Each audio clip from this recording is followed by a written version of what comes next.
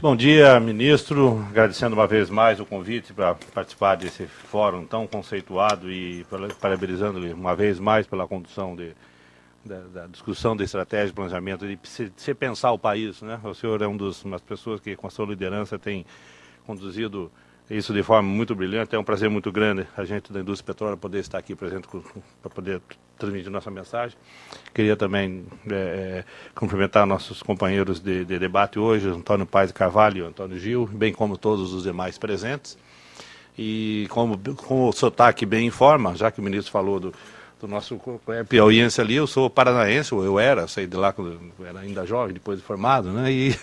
E não perdi o sotaque ainda, não. Então sou meio leite quente ainda, sabe, ministro? Embora seja com muito orgulho também cidadão carioca e cidadão fluminense, aí com muito orgulho recebi esses títulos aqui. Mas vamos falar do que interessa, né? A questão do petróleo. Nós estamos hoje aqui de ressaca, uma boa ressaca, do leilão que houve ontem. Antes de começar a parte formal da apresentação, eu queria dizer que ontem foi um dia muito feliz para a indústria do petróleo, acho que para o Brasil como um todo, porque depois de praticamente 5 anos sem licitações, nós conseguimos, o governo conseguiu avançar e a ANP teve uma atuação, a Agência Nacional de Petróleo, uma atuação brilhante na oferta de áreas, e o leilão foi um sucesso extraordinário. Eu queria destacar isso no início da minha fala, mostrando que as potencialidades do Brasil estão aí e quando identificadas as oportunidades e tratadas adequadamente com uma forma responsável de um bom contrato que atenda o interesse dos investidores e atenda o interesse do Estado e da sociedade brasileira, o resultado é o resultado que nós tivemos ontem aqui. Foram ofertadas áreas só fora do pré-sal, né? O pré-sal aqui, aquela área que fica em frente aqui às áreas do estado de São Paulo, Rio de Janeiro e Espírito Santo, que são os bacios de Campos Santo e Espírito Santo. Esse aí vai ser um leilão que vai ser feito especificamente no próximo mês de novembro, e eu vou me referir sobre isso, que é o objetivo principal do que o ministro nos solicitou para a gente falar sobre o pré-sal, é uma realidade. Né? Então, ontem foi um exemplo que nós tivemos do sucesso de outras áreas. Então, ontem foram ofertadas áreas só da parte do Espírito Santo para cima, completamente fora do pré-sal, e sob o regime de concessão, que é um regime que existe desde 1998, aprovado pela Lei 9478, e que tem tido total sucesso de sua aplicação aqui no Brasil. Nós tivemos, ontem foi a 11ª rodada sobre esse novo regime, sobre esse regime de concessão, não o novo, que tem as regras muito claras, transparentes, a condução dos processos licitatórios com total transparência, sem nenhum questionamento, durante essas 11 edições que nós vimos, e realmente é um reconhecimento internacional disso. E como eu disse, quando o processo é bem conduzido e sob um arcabouço regulatório transparente, claro, bem definido, só pode resultar num sucesso como foi o de ontem. Ou seja, as áreas exploratórias têm potencial, as empresas viram potencial nessas áreas, incluindo principalmente a margem equatorial, que vai do Rio Grande do Norte até o estado do Amapá, passando por Ceará, Piauí, Maranhão, Amapá, áreas em terra, áreas em Sergipe, Alagoas também em terra, áreas no Espírito Santo em terra e no mar também, algumas no interior da Bahia em terra. Então foi um sucesso, porque nós tivemos a presença de 30 empresas que foram vencedoras da licitação, entre as quais as principais majors, as principais empresas, maiores empresas de petróleo do país, como Total Francesa, foi ter uma atuação destacada, a BP, que é a antiga British Petroleum, se associaram à Petrobras. Uma coisa importante foi também a Petrobras não ter participado como protagonista principal disso, porque ela tem muito mais coisa para fazer fora dessas áreas, mas ela marcou sua presença de forma importante. A BG, que é a antiga British Gas, praticamente dominou todos os blocos da área de Barreirinhas, em frente ao Piauí e Maranhão. A Exxon, ou seja, as principais empresas estavam presentes e fizeram lance e ganharam blocos. Além de mais, todas as demais outras empresas de porte médio, o próprio Statoil da Noruega, empresas brasileiras como a OGX, a Petra Energia, empresas novas como a Ouro Preto, empresas de pequeno porte, ou seja, teve a presença das principais empresas, da maior que é a Exxon, a maior do mundo, até a menorzinha, recém-criada, a Nova Petróleo, que tem um capital pequeno, que ganhou os blocozinhos, é uma empresa brasileira, ganhou os blocos na Bahia. Então, o que eu quero dizer é o seguinte: quando o contrato é bom, as áreas são atrativas, Um país que tem uma estabilidade política, como o caso do Brasil tem, e tem uma estabilidade regulatória, apesar de que a gente sempre tem um probleminha aqui e ali com outras coisas, mas ainda visto como estabilidade regulatória boa, as oportunidades acontecem. Então, ontem foi uma prova cabal, nós tivemos lances de 2,8 bilhões de reais, arrecadação com bônus, né? O bônus mínimo eram 600 milhões de reais, ou seja, foram praticamente mais de 4 vezes os bônus mínimos, né, que se arrecadou. Mas mais importante que isso, houve uma arrecadação, além dos bônus das empresas que deram, elas se comprometeram a investir 7 bilhões de reais. Ou seja, com 7 bilhões de reais, com 2,8 de bônus, são quase 10 bilhões de reais de investimentos que foram gerados, trazendo um dinamismo na economia, que essas empresas vão contratar levantamento sísmico, vão contratar perfurações, vão precisar se instalar bases em todos esses rincões do Brasil, contratar alimentação, transporte, logística, pessoas, helicópteros, enfim, isso traz um dinamismo muito grande à nossa economia. Então, a partir disso, eu vou falar um pouco agora também do pré-sal. Eu tenho uma apresentação mais escrita, que eu vou deixar o material com vocês, e no final posso voltar com mais detalhes sobre o pré-sal, que o grande desafio que nós temos para o pré-sal agora, e eu já coloco desde já, conseguimos fazer um contrato nesse novo modelo de partilha, que não é um modelo de concessão, porque o governo decidiu fazer um modelo novo só para o pré-sal. O principal desafio hoje é fazer um contrato que seja atrativo para as empresas, a exemplo do que foi o contrato de concessão. Aí sim nós estaremos sendo vitoriosos, estaremos dando um passo importante para o país.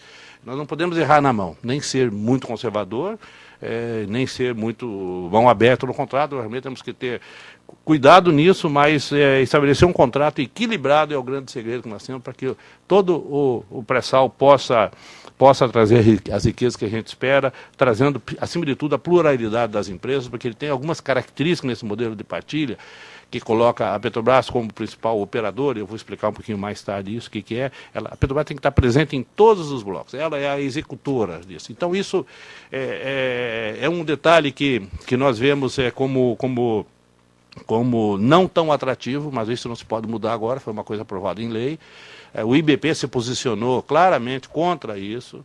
E destaco, eu sou um ex-funcionário da Petrobras, com muito orgulho, fiquei 25 anos na Petrobras, fui diretor da área de exploração e produção, fui um dos pioneiros da Bacia de Campos, então conheço relativamente bem, digamos, as potencialidades e as capacidades, né? E acho que isso não é uma coisa boa, é uma imposição legal, mas que não é uma coisa boa, nem para a Petrobras, nem para a indústria como um todo, o fato dela ser obrigada a ser operador único em todos esses consórcios. Porque, além disso, ela já tem todas as suas atividades regulares, ela tem todo o pré-sal que ela já descobriu no modelo de concessão, ela recebeu 5 bilhões de barris na capitalização, 5 bilhões de barris é uma quantidade enorme de petróleo, que ela já pagou por isso e tem que desenvolver. E vai estar desenvolvendo, sob pena de ter uma gestão temerária, não priorizar o que é mais importante para ela.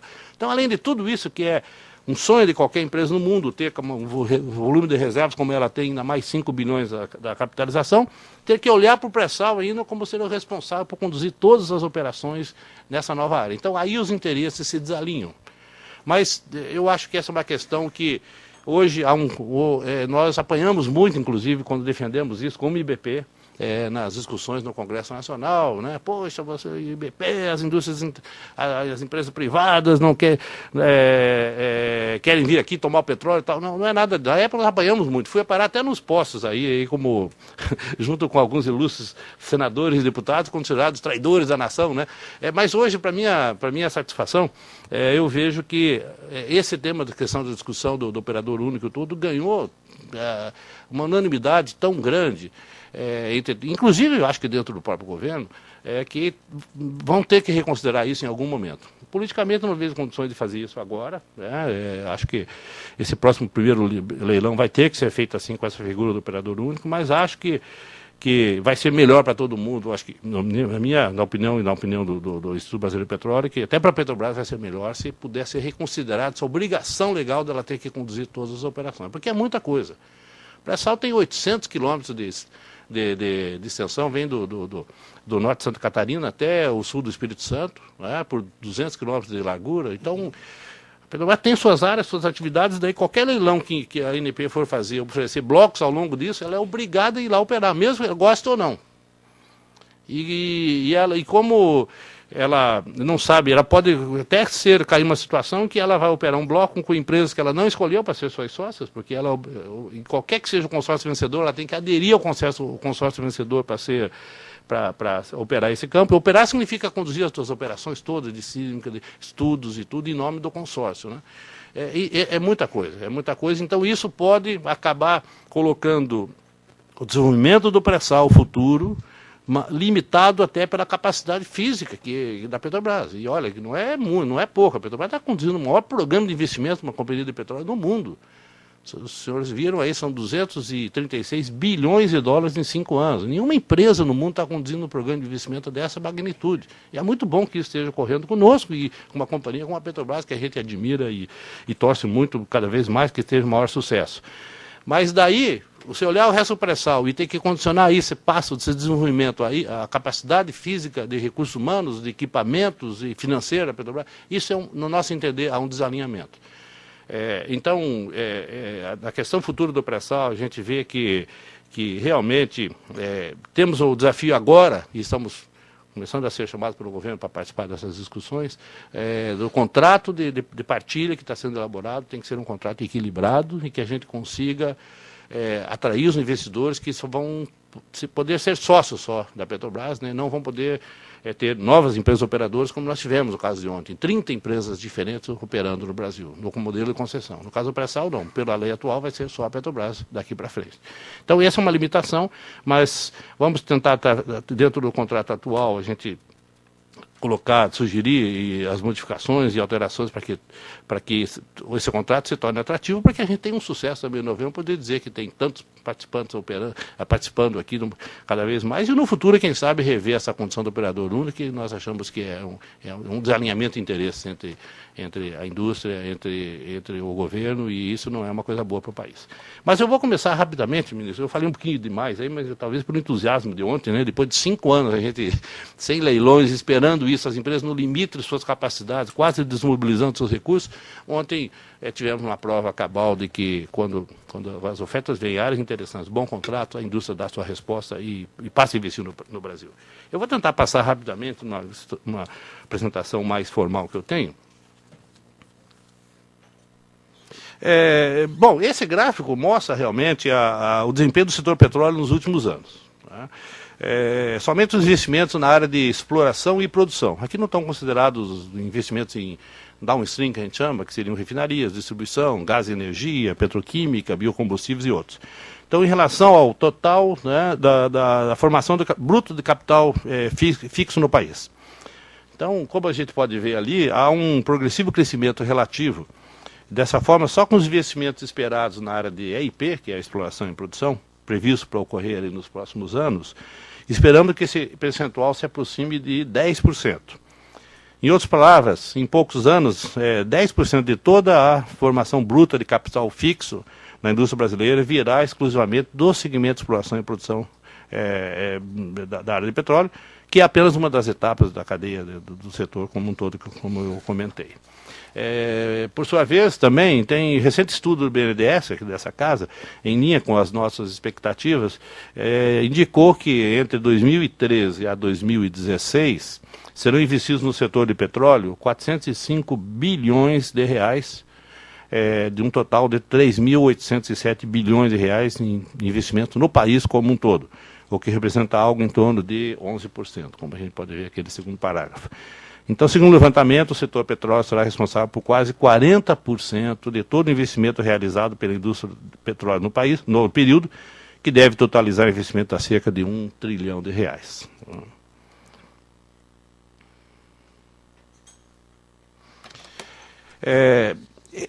Esse é um gráfico que mostra, um gráfico preparado pela ONIP, Organização Nacional da Indústria de Petróleo, né, extraído do estudo do Eloy Fernandes e o Bruno Musso, que mostra aí realmente, como a gente pode ver nessa figura, que a cadeia petrolífera é extremamente complexa e demanda uma grande quantidade de bens e serviços nas diferentes fases dos projetos de exploração e produção de um determinado campo.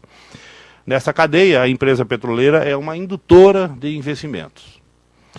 Olhando para a figura que está projetada, quanto mais afastado do operador, vamos ver se eu acerto aqui, quanto mais afastado do operador que está aqui no centro, menor a complexidade dos bens e serviços demandados. Então, basicamente, o operador, que é uma empresa que ganha uma área e vai ser responsável por conduzir os estudos e trabalhos operacionais de perfurar poço, de levantamento sísmico, né? Ela está imediatamente cercada necessita de empresas que façam levantamento sísmico para conhecer melhor o subsolo, onde vai perfurar, contratar serviços impostos de perfuração, que são bastante complexos, de alta tecnologia, apoio logístico, instalações submarinas, né? E depois, quando descobre os EPCistas e estaleiros que vão construir facilidades de plataforma e tudo mais. Então, no primeiro momento, ela é cercada basicamente por empresas de alta tecnologia. Então, à medida que a gente afasta-se do centro operador, a gente vê que tem, obviamente, bens e serviços de menor complexidade. Então, no limite, tem-se que a indústria que fornece matérias-primas, por exemplo, o aço, possui também um vínculo com a indústria do petróleo, né? Obviamente, todo o setor de aço, para cabeça de poço, tubulações que vão revestir os poços, dutos de gás, de óleo, enfim, todo o material. Dessa forma, temos que um projeto de EIP induz importantes efeitos multiplicadores sobre a cadeia industrial do país, gerando emprego e renda.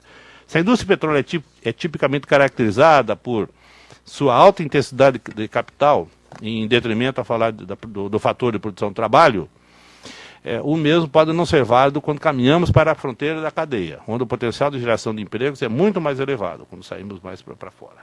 De uma forma geral, o ideal é que esses investimentos em exploração e produção sejam sustentáveis ao longo do tempo, gerando emprego e industrialização para o país de forma contínua. Isso pode acontecer ao menos de 3 maneiras.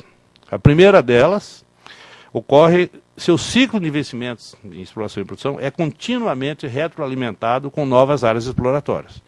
Quer dizer, até o contrário do que aconteceu nesses 5 anos, que nós ficamos ausentes de rodada enquanto se discutia o modelo. E, de novo, nosso entendimento que o governo fez certo em parar de discutir, mas 5 anos foi um tempo demais, que quase chegou a desmobilizar empresas que não tinham áreas para trabalhar e não podiam manter continuamente suas equipes mobilizadas, né? Então, a questão da retroatividade, a previsibilidade de áreas é um dos fatores fundamentais que a gente vê nessa área. Aproveitando a continuidade do uso do petróleo, há a possibilidade de que as empresas operadoras ainda irão demandar a cadeia de bens e serviços por várias décadas. A segunda forma de tornar os investimentos em exploração e produção estáveis ao longo do tempo é tornando a cadeia competitiva, de tal maneira que ela possa competir internacionalmente. Aqui eu acho que está um grande desafio nosso também, de nós desenvolvermos a nossa política de conteúdo local, mas tornando os nossos fornecedores de bens e serviços realmente competitivos em nível internacional. Nós não podemos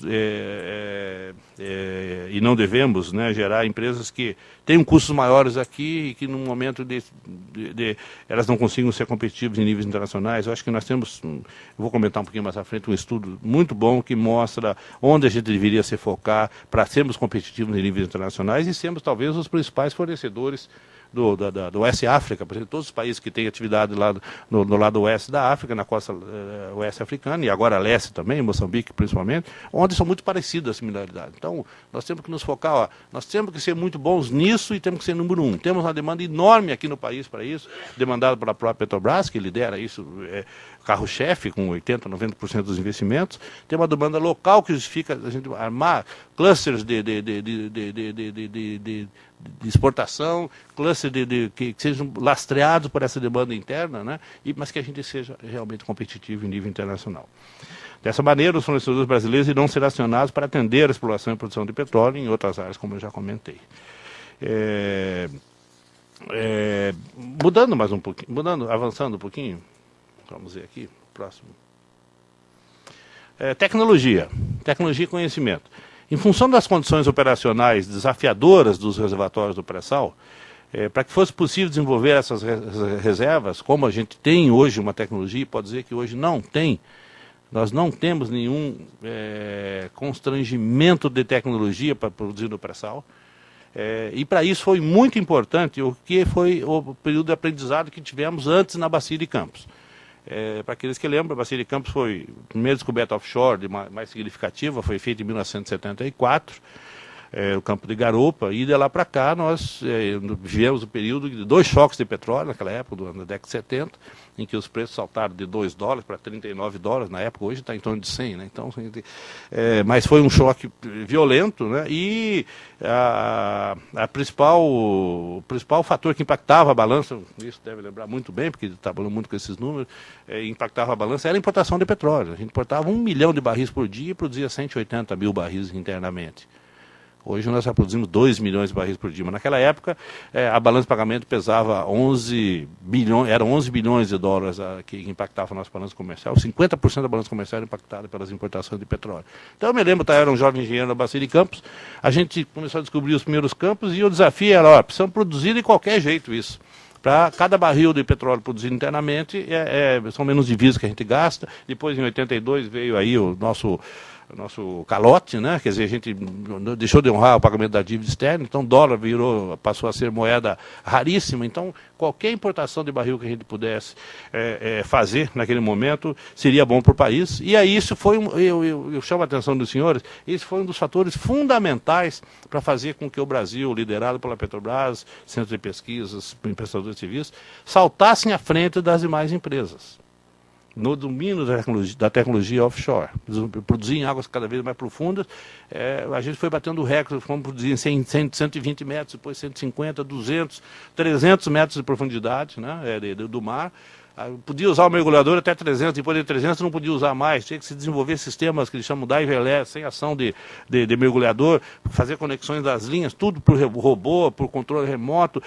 Isso foi um desafio que foi imposto à Petrobras e todos os agentes do setor de petróleo e que resultou, na realidade, de ter avançado à frente das demais empresas. Não que as demais empresas mundiais e internacionais não fossem capazes, não, pelo contrário. Mas só que elas são muito movidas, obviamente, por retorno de investimento. E se o preço do petróleo estava mais baixo, em 86, depois caiu para $10 o barril, nenhuma empresa está investindo muito, ao passo que nós estamos aqui rapidamente investindo em tecnologia, desenvolvendo e construindo uma história de sucesso, de muito orgulho, né, que deu prêmios internacionais aí para a Petrobras no início da década de 90 e tudo. Então, esse foi um fator que eu quero chamar a atenção. Bacia de Campos foi um laboratório para o desenvolvimento de tecnologia. E um laboratório mundial, não só para a gente, como um laboratório mundial que permitiu produzir até de 1.000 metros, 2.000 metros, campo de Malim, Roncador, que estão produzindo lá na Bacia de Campos. Então, quando se descobriu o pré-sal em 2006, a gente já tinha um lastro de tecnologia espetacular. Claro que tinha como aprender a furar esses 2.000 metros de sal, porque o pré-sal significa que os reservatórios estão lá no fundo, abaixo do sal. Foram depositados antes do pré-sal, antes do sal, por isso que é pré-sal.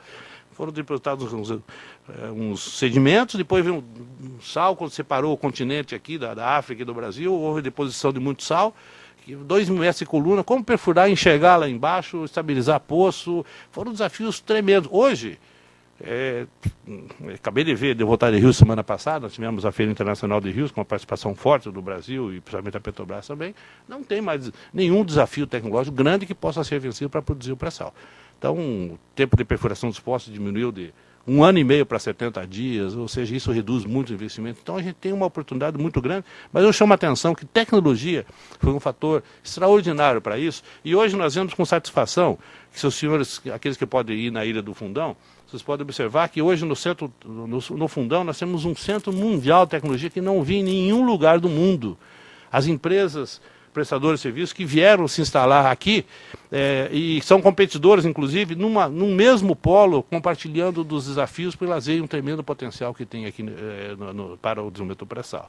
Então, vocês veem aqui, a Petrobras ampliou esse aqui é o seu antigo centro de pesquisa, ela construiu um novo centro de pesquisa aqui, cujos dados estão aqui, 300 mil metros quadrados, 1 bilhão e 200 milhões de reais investidos, 227 laboratórios, uma área imensa, e ao redor da ilha nós temos hoje 9 laboratórios, centro de pesquisa de tecnologia de outras empresas, competidoras. A primeira vez no mundo, esses dias nós levamos um pessoal do World Petroleum Council fazer uma visita ali, do Conselho Mundial do Petróleo, eles ficaram impressionados, puxa vida, Schlumberger, Baker e Halliburton são os principais competidores internacionais, eles estão lado a lado ali no centro, ali na área do fundão, com seu centro de tecnologia, e não só centro de tecnologia de montar tecnologia aqui, não, eles realmente montaram um centro de pesquisa que estão fazendo par e passo com a indústria aqui no Brasil. Isso é uma coisa muito importante que eu gostaria de chamar a atenção para os senhores, e outras empresas, GE, Tenaris Confab, de tubos, Valurec Management também de tubos, enfim, nós temos uma série, BGE é um dos maiores centros dela mundiais. Então isso aí é uma coisa que nós temos aqui à nossa mão. Ministro, eu vou, só me dá mais um minuto? Pô, eu estou botinho, ministro, só me der um minuto só. Então eu vou preparar a orelha aqui para você me puxar a orelha aqui, viu? Tá? Vamos tentar agilizar aqui. Receita tributária. Outro fator importante, desenvolvimento relacionado à indústria do petróleo, tem origem na receita tributária. Então, vocês podem verificar aqui, basicamente, né, que o government take, né, que é aquilo que o Estado arrecada através de impostos diretos, indiretos e também através de royalties, né, chega em torno de 60%. Oh, perdão, avancei aí. Cheguei em torno de 60% e o setor contribuiu em 2011 em torno de 200 milhões de reais. Mas a curva é realmente muito crescente e chega em valores aí, você pode ver aqui em 2011 total aí da ordem de quase 100 bilhões de reais. É uma quantia extraordinária, que é o peso da indústria petróleo. Hoje realmente a gente, de diferentes fontes, a gente tem entre 10% a 12% do PIB aí a contribuição do setor de petróleo. Continuidade das rodadas. Bom, obviamente, aqui eu mostro para vocês o vale que nós tivemos aqui com a ausência de rodadas, né? Nós tivemos primeiras rodadas acontecendo em 1999, quando foi a nova lei, a Lei 9478, que flexibilizou o monopólio da Petrobras e permitiu a atração de mais de 100 empresas. Nós chegamos a ter quase 450 mil quilômetros quadrados de áreas em exploração no país. Depois elas vieram sendo trabalhadas, voltaram a crescer de novo, e mais tivemos um sucesso aqui em 2007, 2008, que foram as últimas licitações, e depois nós tivemos essa grande caída aqui. Basicamente em 2013 nós estamos aí em torno de 90 a 100 mil quilômetros quadrados, que foi a menor área em exploração que nós tivemos ao longo de todos os últimos, desde que foi estabelecida a ANP, né? Isso era muito preocupante. Então foram ofertados ontem 150 mil quilômetros quadrados, e uma boa parte dessas áreas foram adjudicadas. Então seguramente esse gráfico, para nossa felicidade aqui, agora vai mostrar aqui um salto de novo em novas áreas que estão. Mas a oferta de áreas é importantíssima, porque as empresas trabalham com longo prazo. Uma empresa ganha um bloco ontem, vai assinar um contrato daqui a 2 meses, aí vai contratar uma empresa sísmica, precisa fazer uma sísmica lá na Foz do Amazonas. Aí vai ter que entrar na prioridade, ou seja, os ciclos estão de 5 a 7 anos, a gente furar um poço, desenvolver e começar a produzir. Tempo esgotado. Então vamos para os finalmente, ministro. Sem perder buscar sempre não perder basicamente vamos daqui para o final. Então, acho que eu já comentei aqui desafios da atratividade do regime de partilha. Como eu já falei para vocês, eu acho que o compromisso nosso é de tentar levar a contribuição do IBP, da indústria, ao governo, à Agência Nacional do Petróleo, para construir um modelo atrativo. Esse é o grande desafio que nós temos. Nós participamos das discussões do modelo vigente de concessão, que é um sucesso, da lei do gás também. Por sorte, o IBP é muito bem recebido, por sua posição isenta, defende. Nós temos 225 sócios da cadeia de petróleo e gás participando do IBP.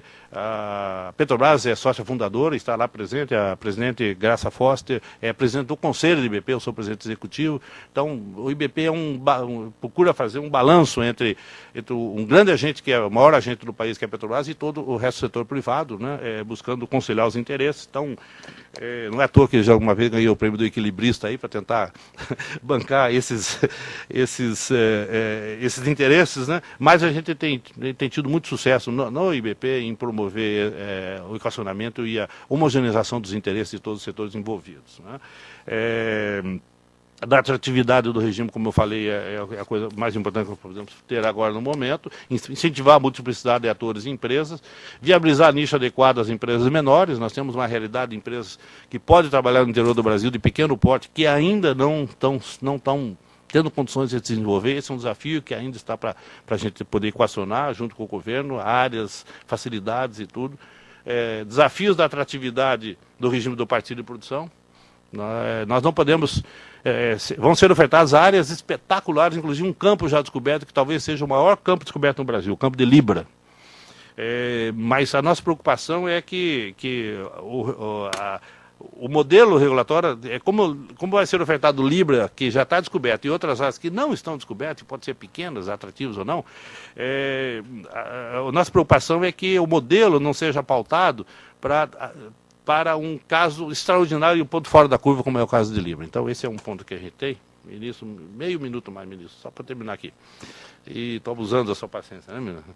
E a política de conteúdo local, política industrial, isso eu poderia falar mais meia hora sobre isso, mas é um tema bastante complexo também, que hoje é um sistema de penalidade, é um sistema de multas aplicadas para aqueles que não conseguem cumprir a política de conteúdo local. E nós temos uma proposta que estamos divulgando, que está sendo muito bem recebida por todos os stakeholders aí, de criar um mecanismo de incentivo. Em vez de pagar uma penalidade, se criar um compromisso mínimo de conteúdo local, sei lá, 30%, sobre o qual, se não cumprir, paga a multa. Mas se for 60% o objetivo do governo, entre 30% e 60% se paga um investimento viabilizador para aumentar a capacidade fabril brasileira. Então, em vez de pagar uma multa milionária, que pode inviabilizar projetos, pode ser 200, 500 milhões de dólares, uma multa dessa, da ANP, se você não cumprir o conteúdo no local, e essa multa ainda vai para o Tesouro, some lá no superávit primário, e não volta para o setor. Então, a proposta é exatamente fazer com que se estabeleça uma forma de um mecanismo viabilizador, investimento viabilizador, em vez de ser uma multa, seria então um investimento para desenvolver a capacidade fabril. Só para dar uma ideia, e para terminar, viu, ministro? Nós não podemos, quando há 10 anos atrás, quando o investimento era de 3 bilhões de dólares por ano no país. Essa era a indústria que atendia a área de petróleo. 15 anos depois, só a Petrobras está investindo 42 bilhões de dólares por ano, fora as outras empresas que investem mais 10. Então nós saímos de 2, 3 para 50. E nós não vimos a indústria local aumentar em 10, 15 vezes a sua capacidade. Então hoje, você vai comprar um equipamento aí, chega lá, estão todas elas, as empresas com a capacidade fabril esgotada, porque só a Petrobras já demanda tudo isso, e as outras empresas têm dificuldades, até porque não tem uma escala tão grande. Então, essa é uma questão importantíssima, que é um tema de todo meritório, mas que requer uma atenção especial também para dar mais atratividade ao setor. Ministro, obrigado.